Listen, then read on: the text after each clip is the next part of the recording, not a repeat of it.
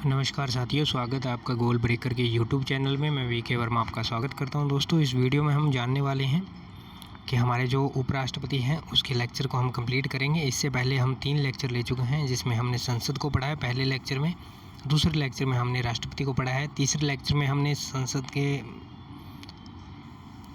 हमारी जो विधानसभा है और विधान परिषद है उनको हमने पढ़ा है। अब हम बात करते हैं उपराष्ट्रपति की। तो चलिए वीडियो को शुरू करते हैं। दोस्तों, उपराष्ट्रपति में हमने जो हमारा उपराष्ट्रपति का जो प्रावधान है हमारे संविधान में, जिस तरह से हमारा संविधान दुनिया के काफ़ी सारे संविधान को मिला जुला के बना हुआ है, जैसे यूएसए है, कनाडा है, आयरलैंड है, इस तरह से जैसे राज्य के नीति निर्देशक सिद्धांत जो है हमने आयरलैंड से लिए, तो उसी तरह हमने जो उपराष्ट्रपति का प्रावधान है हमारे संविधान में वो यूएसए के संविधान से लिया हुआ है। और अगर वरीयता क्रम में देखें, जिस तरह से हमारे स्कूल में हेडमास्टर होते हैं, फिर उनके नीचे मास्टर होते हैं, इस तरह से, तो हमारे वरीयता क्रम में सबसे पहले हमारे राष्ट्रपति आते हैं, हमारे देश के जो प्रथम नागरिक हैं, और दूसरे नंबर पे उपराष्ट्रपति आते हैं जो हमारे द्वितीय नागरिक कहे जाते हैं। उसके बाद में प्रमुख अनुच्छेद कौन से हैं, किस किस अनुच्छेद के तहत जो राष्ट्रपति है उनका जिक्र किया गया है। तो अनुच्छेद 63 के अंदर बताया गया है कि हमारे देश में एक उपराष्ट्रपति होगा। और अनुच्छेद 64 में बताया गया है कि राज्यसभा के लिए एक सभापति होगा, क्योंकि हमारी राज्यसभा जो है उसके सभापति हमारे देश के उपराष्ट्रपति होते हैं, तो राज्यसभा के सभापति के लिए बताया गया है। अनुच्छेद जो 70 है उसमें बताया गया है कि राष्ट्रपति के कर्तव्यों का निर्वहन कौन करेंगे, उपराष्ट्रपति करेंगे। कब, जब न हो तो, अगर मान लीजिए किसी स्थिति ऐसी आती है कि हमारे राष्ट्रपति महोदय जो होते हैं वो अपनी कुर्सी पर नहीं होते हैं या उनका पद खाली होता है, तो उस स्थिति में अनुच्छेद 70 ये कहता है कि हमारे देश के जो उपराष्ट्रपति हैं वो उनके स्थान की पूर्ति करेंगे, और उनके स्थान पर, उपराष्ट्रपति के स्थान पर जो हमारे उपसभापति होते हैं, राज्यसभा में उपसभापति जो होते हैं वो उनके स्थान की पूर्ति करेंगे। तो इस तरह से ये हमारा क्रम चलता है। 3 अनुच्छेद प्रमुख है, अनुच्छेद 63, अनुच्छेद 64 और अनुच्छेद 70। तो आप इनको याद कर सकते हैं। अनुच्छेद 63 ये कहता है कि हमारे देश में एक उपराष्ट्रपति होगा। अनुच्छेद 64 ये कहता है कि राज्यसभा के लिए सभापति का कार्य भी वही करेंगे, सभापति होगा उन्हीं का। और 70 ये कहता है कि जब हमारे देश में राष्ट्रपति किसी कारणवश नहीं होंगे, मान लीजिए अगर कोई उनका विदेशी दौरा होता है, काफ़ी लंबे टाइम के लिए वो चले जाते हैं अपने छुट्टी लेकर के, या फिर अकस्मात कोई मृत्यु हो जाती है, तो उस स्थिति में, या कोई अन्य सिचुएशन आ जाती है, उस स्थिति में ये होगा।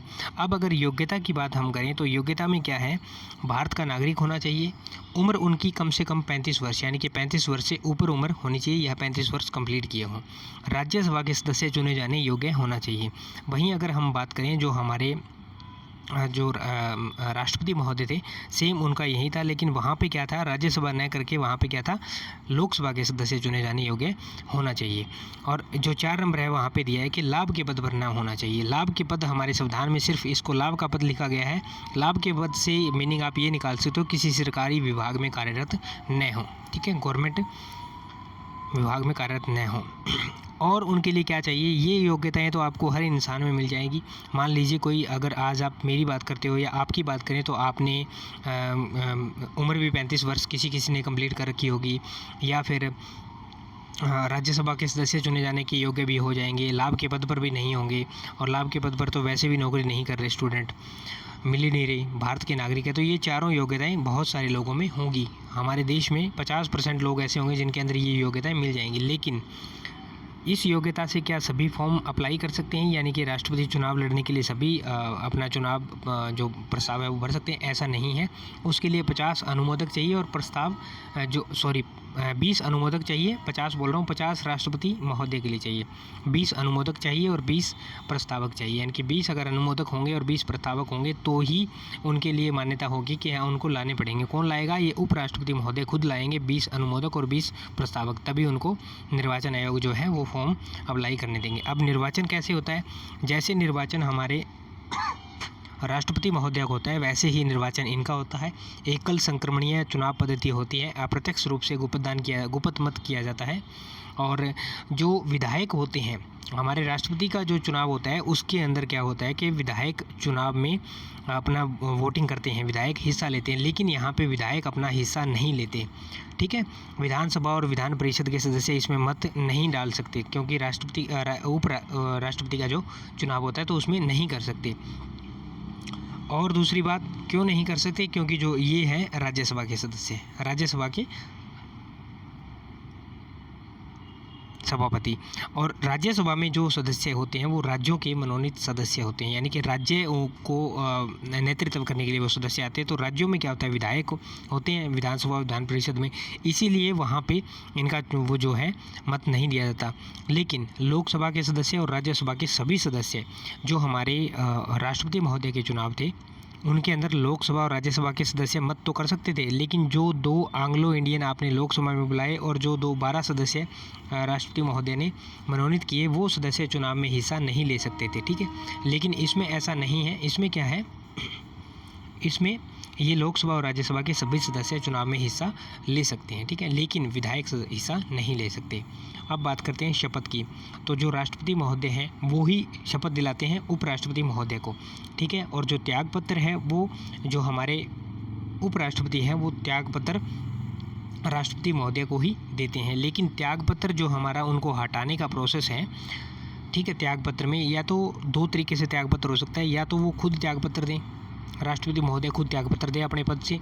दूसरा, अगर हम उन्हें हटाना चाहते हैं, यानी कि राज्यसभा के सभापति से उपराष्ट्रपति के पद से उन्हें हटाया जाएगा, राज्यसभा के तो वो पदेन सभापति रहते हैं, तो उनको उपराष्ट्रपति के पद से हटाया जाएगा। तो क्या होगा, उनको हटाने के लिए पहले आपको राज्यसभा में बिल पेश करना पड़ेगा, और उस बिल से 14 दिन पहले आपको सूचित करना रहेगा, किसको, उपराष्ट्रपति महोदय को सूचित करना रहेगा कि हम आपके खिलाफ आपको हटाने के लिए बिल पेश करने जा रहे हैं राज्यसभा में।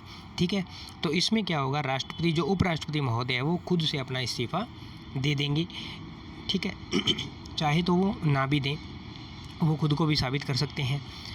और दूसरी बात, हमारे देश में अभी तक इस तरह का कोई ऐसा हुआ नहीं है। और फिर 14 दिन का नोटिस दिया, 14 दिन के बाद ये राज्यसभा में पारित किया जाएगा। राज्यसभा में पारित होने के बाद फिर इसे लोकसभा में भेजा जाएगा। लोकसभा में इसे 2/3 बहुमत से पास करना रहेगा। 2/3 बहुमत से पास होने के बाद हमारे जो उपराष्ट्रपति महोदय हैं वो अपने पद से ऑटोमेटिकली हट जाएंगे। अब शक्ति एवं कार्य की बात करें तो शक्ति जो उपराष्ट्रपति महोदय के पास है वो कौन कौन सी है, और कार्य कौन कौन से हैं। कार्य में सबसे पहले क्या आता है, ये राज्यसभा के सभापति होते हैं, पदेन सभापति होते हैं, राज्यसभा के पदेन सभापति होते हैं, और इनको जो सैलरी मिलती है वो राज्यसभा के पदेन सभापति की ही सैलरी मिलती है, ना कि उपराष्ट्रपति की। ठीक है, राज्यसभा के पदेन सभापति की इनको सैलरी मिलती है और उपराष्ट्रपति की सैलरी इनको नहीं मिलती, और एक ही सैलरी मिलती है।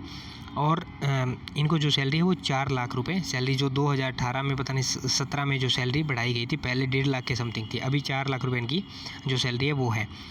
और दूसरा कार्य इनका क्या है, पहला कार्य तो इनका ये है, 1 नंबर कार्य तो ये है। दूसरा नंबर कार्य है ये है, जब हमारे राष्ट्रपति महोदय किसी विशेष परिस्थिति में कभी नहीं होते हैं अपने पद पर, तब उनको राष्ट्रपति का कार्यभार संभालना रहता है उपराष्ट्रपति को, और उस स्थिति में इनका जो कार्य होता है वो राष्ट्रपति महोदय के जो कार्य होते हैं वो सभी कार्य इनके होते हैं। किसके, उपराष्ट्रपति महोदय सारे के सारे कार्य उनके ले लेते हैं। ठीक है, और शक्ति की अगर हम बात करें तो जब ये राज्यसभा के सभापति होते हैं तब इनके पास वो शक्तियाँ होती है जो एक लोकसभा के अध्यक्ष के पास होती है, यानी कि जो हमारे ओम बिरला जी अभी उनके पास जो शक्तियाँ हैं वही शक्तियाँ हमारे जो माननीय एम वेंकैया नायडू जी हैं उनके पास वही सारी शक्तियाँ, यानी कि लोकसभा के अध्यक्ष के बराबर राज्यसभा के सभापति की शक्तियाँ होती है। लेकिन जब हमारे राष्ट्रपति नहीं होंगे किसी विशेष परिस्थिति में, तब क्या होगा, ये राष्ट्रपति की गद्दी पर होंगे। ठीक है, तो राष्ट्रपति के पद पर होने में इनकी जो शक्तियाँ होंगी वो शक्तियाँ वो होंगी जो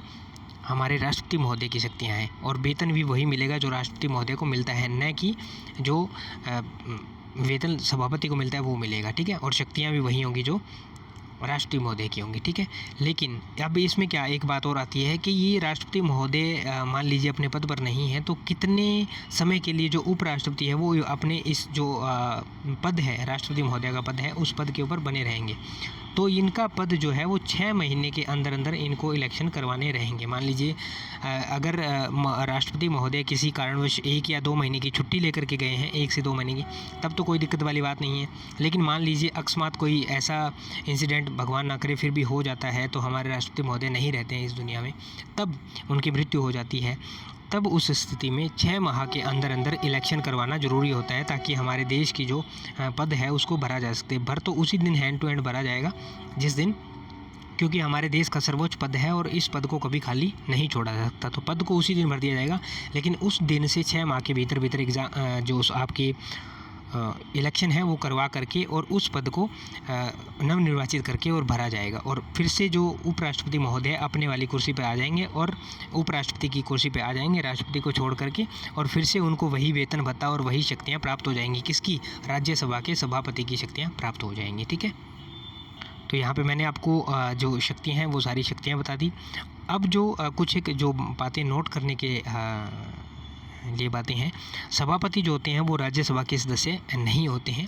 ठीक है, इसीलिए क्योंकि ये राज्यसभा के सदस्य नहीं होते, लेकिन इनके अंदर बनने की योग्यता होनी चाहिए। जब योग्यता की बात आई थी तो राज्यसभा के सदस्य बनने की योग्यता होनी चाहिए, लेकिन ये सदस्य होते नहीं हैं, इसलिए इनको वोट देने का भी अधिकार नहीं है। ठीक है, इनको जब राज्यसभा में जब सदन में वोटिंग होती है तो इनको वोट देने का अधिकार नहीं है। क्यों? क्योंकि ये राज्यसभा के सदस्य नहीं है। लेकिन कोई ऐसी स्थिति आ जाती है जहाँ पे 50% वोट आ जाते हैं, यानी कि आधे आधे वोट आ जाते हैं, तो उस स्थिति में इनका जो मत होता है वो निर्णायक मत होता है। उस स्थिति में इनको वोट डालने का अधिकार रहता है, चाहे ये इस तरफ पलड़ा झुकाए चाहे इस तरफ पलड़ा झुकाए, जिस तरफ ये वोट डालेंगे वही पक्ष जो है वो जीता हुआ माना जाएगा। यानी कि